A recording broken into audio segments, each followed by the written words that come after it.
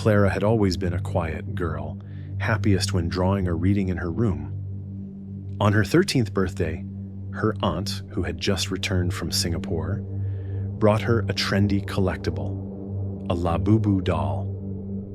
It had a wide, toothy grin, furry body, and beady eyes that seemed to sparkle when the light hit them. Everyone laughed when Clara hugged it tightly at her birthday dinner. Her father joked that it looked a little too mischievous, but Clara didn't care. She placed it carefully on the shelf beside her bed, facing her desk. That night, however, Clara woke to a faint scratching sound at the window. At first, she thought it was a tree branch brushing against the glass. But when she sat up, she noticed something odd. The doll was no longer facing the desk. Its head was tilted slightly, eyes pointing toward the window. The next night, the same sound returned. This time, Clara whispered nervously into the dark, "Who's there?" No one answered, but she felt a sudden chill rush across her room. When she glanced at the doll, she swore its grin looked wider, its teeth sharper. By June 14th, Clara's parents began to notice changes.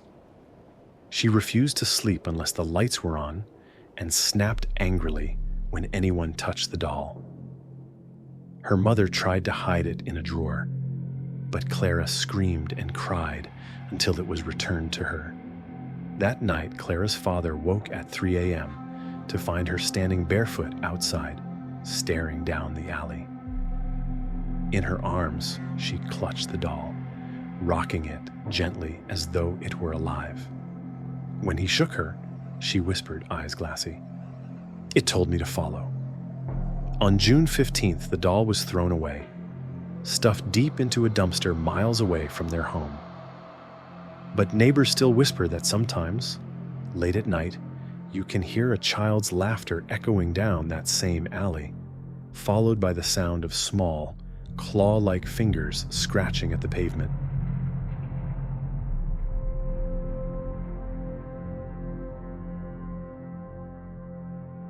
It was supposed to be a harmless Halloween dare.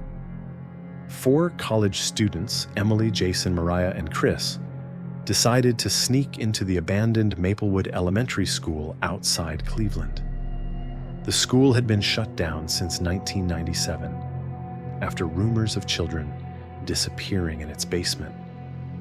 The halls were filled with peeling paint, broken desks, and shattered glass. Their flashlights flickered as they explored. In one classroom, they found a Labubu doll sitting neatly on a teacher's desk. Its fur was dirty, its glass eyes strangely glossy, despite the dust coating everything else. "Creepy little thing, isn't it?" Jason laughed, filming it on his phone. But when they checked the recording, they noticed something chilling. The doll's grin appeared slightly wider in the video than in real life. The group brushed it off as lighting and continued, but unease settled over them. Every classroom they entered seemed colder, the air heavier. At one point, they heard footsteps echoing in the hall, though no one was there. When they finally decided to leave, the front doors wouldn't budge. Slamming, pulling, kicking, nothing worked. That's when they heard it. The faint sound of children's voices, singing a nursery rhyme. Their words distorted, echoing through the halls. Emily clutched her backpack nervously and suddenly felt a sharp tug. She spun around. The doll was sitting at her feet. "Very funny, guys," she whispered, her voice trembling. But none of them had touched it. Panic set in. They bolted for the back exit, leaving their gear behind. Jason, Mariah, and Chris stumbled into the cold night air. But Emily never made it. When police searched the building later, they found no trace of her. Only her phone remained. The last video showed Emily screaming, flashlight shaking violently. As the Labubu's head slowly turned towards the camera, its grin stretching impossibly wide.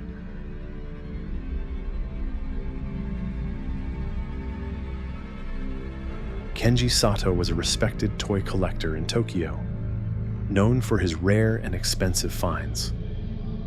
His pride and joy was a limited edition Labubu doll, rumored to be one of only 50 ever made. Unlike the standard versions, this one had a sharper grin with tiny etched teeth that looked disturbingly real.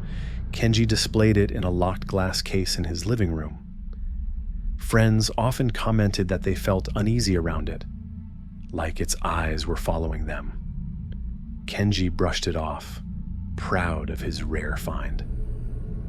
But in February 2022, things began to change. Kenji confessed to a friend over drinks that he had recurring nightmares. Forests filled with dolls hanging from trees, whispering in high-pitched voices. Always, the Labubu stood at the center of the dream, grinning. At home, Kenji began noticing small movements. The doll would shift slightly inside its locked case, its head angled differently, its hands pressed closer to the glass.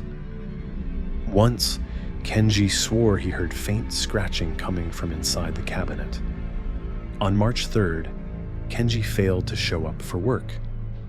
His neighbor later reported hearing strange noises that night, something like scratching mixed with childish giggling. When police forced their way into his apartment, they found the glass case shattered, shards scattered across the floor.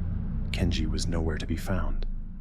But on his bed sat the doll, perfectly upright, its grin streaked with what looked like fresh blood on its teeth. The doll was taken into police evidence. But according to whispers in Tokyo collector forums, it disappeared a week later, vanished without a trace. Some claim it has resurfaced in private auctions under fake names.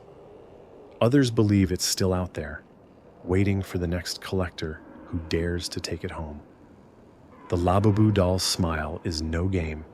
It hides something far darker. If you ever see one, don't bring it home. This is Mr. Shadro. Thanks for listening. Don't forget to like, subscribe, and stay out of the dark.